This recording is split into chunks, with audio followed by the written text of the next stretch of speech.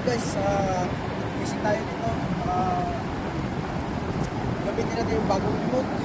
So I'll teach you how to use this Pro.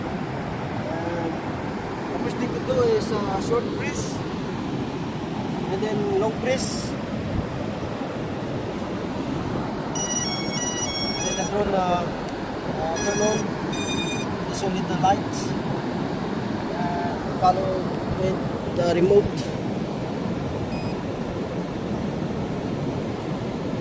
Yan.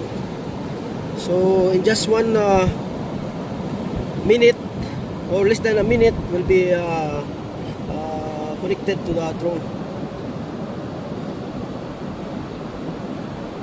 Okay, so it will be synchronized to that drone.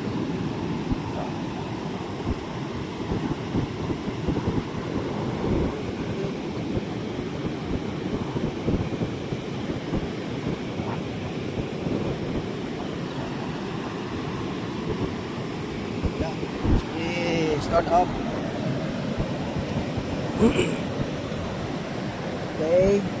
Okay, and then we'll be use the brightness.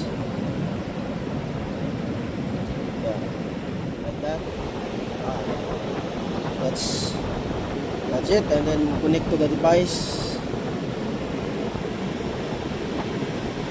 Okay, ready to calibrate.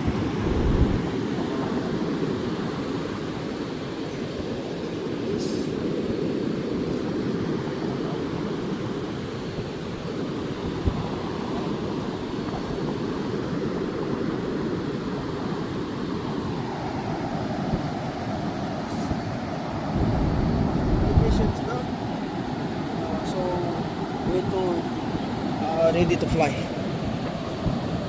The camera is facing there, so it's very nice. This smart controller, 2000 nits brightness, so you can see even the light, the sunlight, and through to the smart remote, but you can see it's clearly. It's very nice. We'll wait. So it's ready to fly.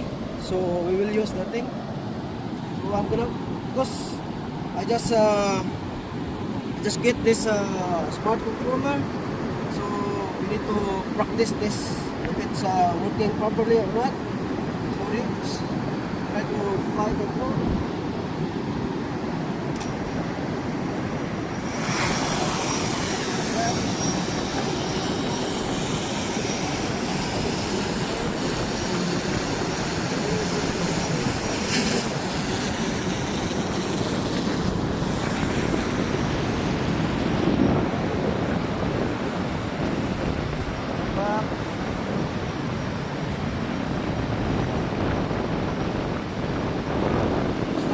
See guys, it's very clear.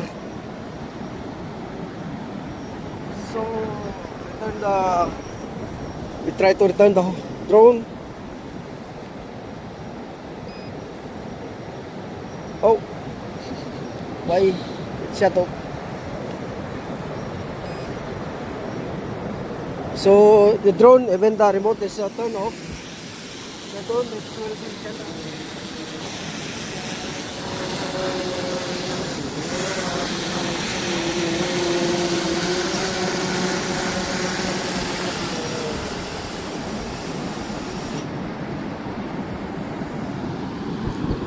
So what happened guys, I turn it off the remote, and then the drone, it come back to where they start to fly. So I start the remote again, and then I'm gonna use the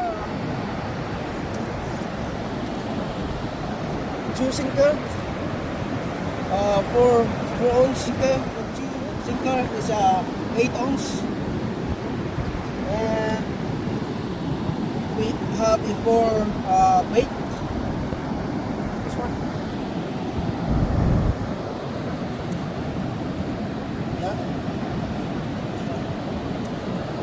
So this is new guys. So I will use the improvised rail.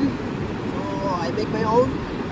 So and then we'll see if we catch some more fish. Good.